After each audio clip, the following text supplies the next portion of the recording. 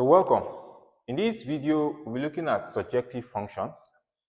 Now, in our previous video, we looked at injective functions. In this video, we'll be looking at surjective functions. Now, for your surjective functions are also referred to as onto functions.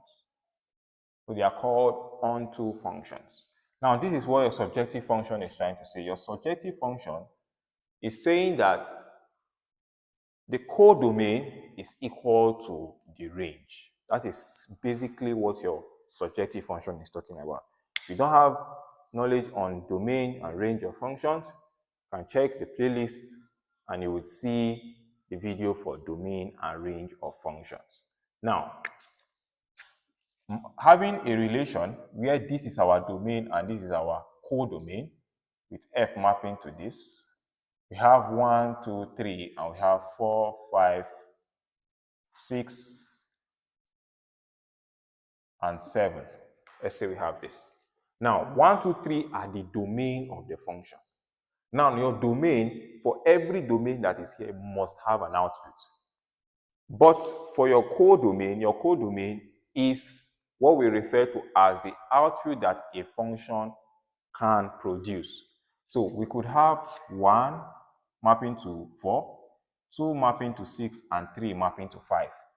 The domain of this function is of 1, 2, 3, but the codomain is 4, 5, 6, and 7.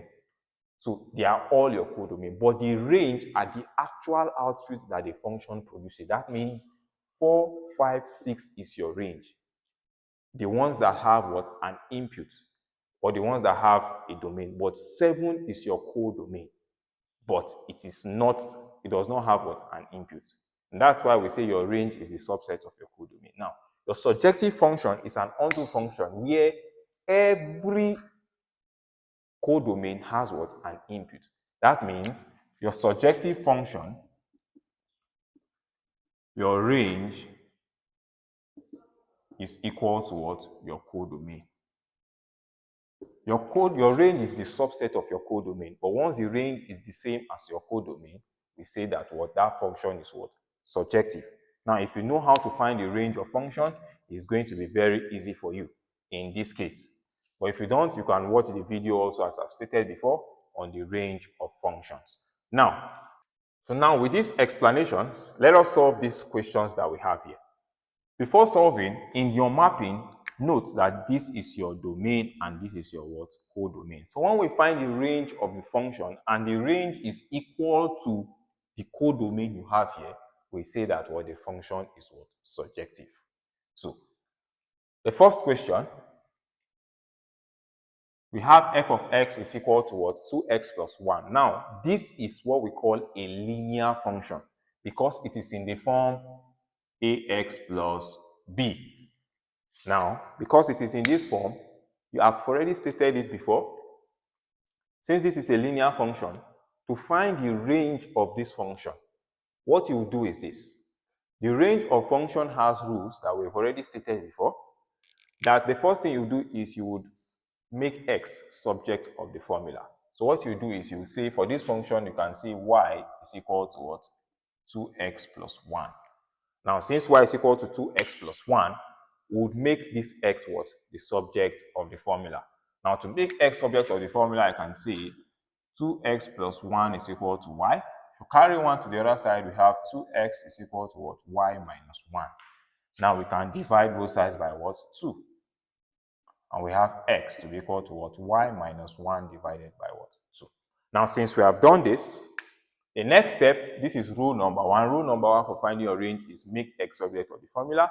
And rule number 2 is to find the domain. I already explained that before. To find the domain means use the rules in domain. Now, in this case, since we have y minus 1 here, it is also a linear function. And since it is a linear function, the domain or the range, the domain now in this case, because we are finding the domain of this function now. Finding the domain of this function, the domain of y minus 1 is what? All real numbers. In case of any confusion, I beg of you to go back and watch the video on the range and domain of functions. For this, the domain of this function will be what? Or the range now in this case will be what? All real numbers. That means there is no number we put here that will not make the function defined. So even if we put a 1 here, 1 minus 1 is what? 0. 0 divided by 2 is what? 0. So therefore the function is defined. So the domain or the range now in this case for this function here will be what? All real numbers. Now since the range is what? All real numbers, or you could say from negative infinity to positive infinity, what is the codomain of our function? All real numbers. And therefore, this function is what? Surjective. Now, if you've watched the video on the injectivity of functions that we looked at, you saw that when we solved for this, we saw that the function was what? Injective. So if a function, also note that if a function is both injective and surjective, we say the function is what? Bijective. And therefore, we can say that this function, since it was both injective and surjective, this function is what? Bijective. Now, let's look at the next question. Looking at the next question, we do the same thing. We find the range of this function. Now, it is mapping from real numbers to real numbers. That means the codomain of this function is what? All real numbers. So we have y equal to what? Exponential x. We can have that exponential x is equal to what? Y. Now we are trying to make x subject of the formula. We can take the natural log of both sides.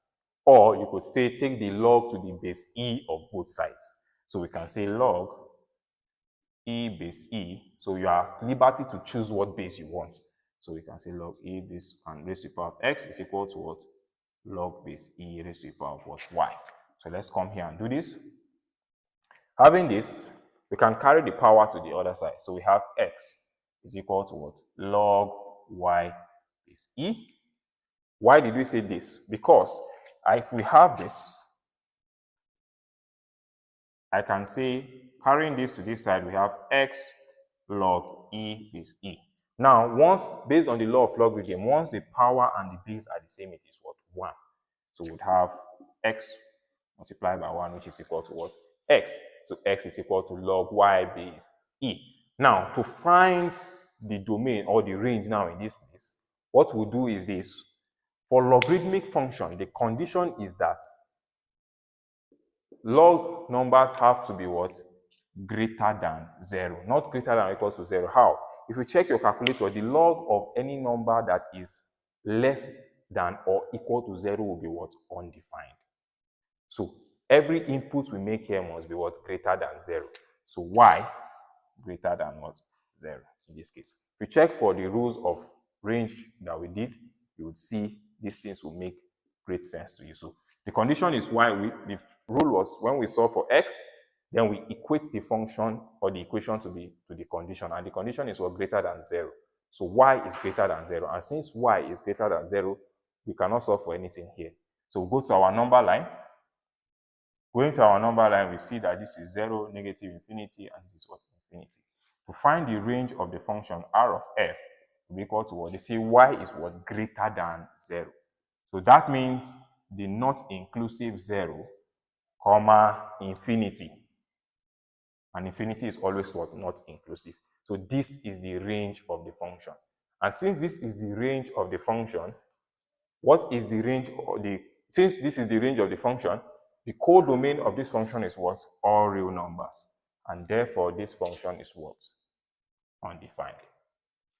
You could also say this range here could also be all real numbers or all positive real numbers, the exception to 0. So from your 0.5, 0.1, as long as it is not 0, to be all positive real numbers, the exception to 0. And therefore, this function is not what? Is not surjective. So this function is not surjective. Now let us look at the next question.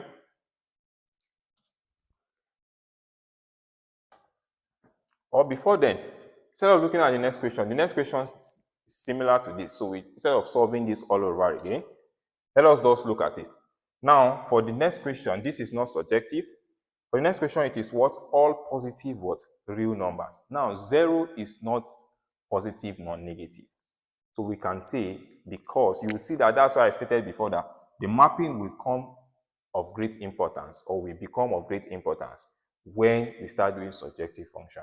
You see, this function is not surjective, but this will be surjective because why? The range of the function is what? All positive real numbers. All positive real numbers. And therefore, this is what? Surjective. This is surjective. So let's look at the next and the final example. Now we have the last question to solve. So to solve this question, we would have to find the range of this function and see if it's going to be the same as the what?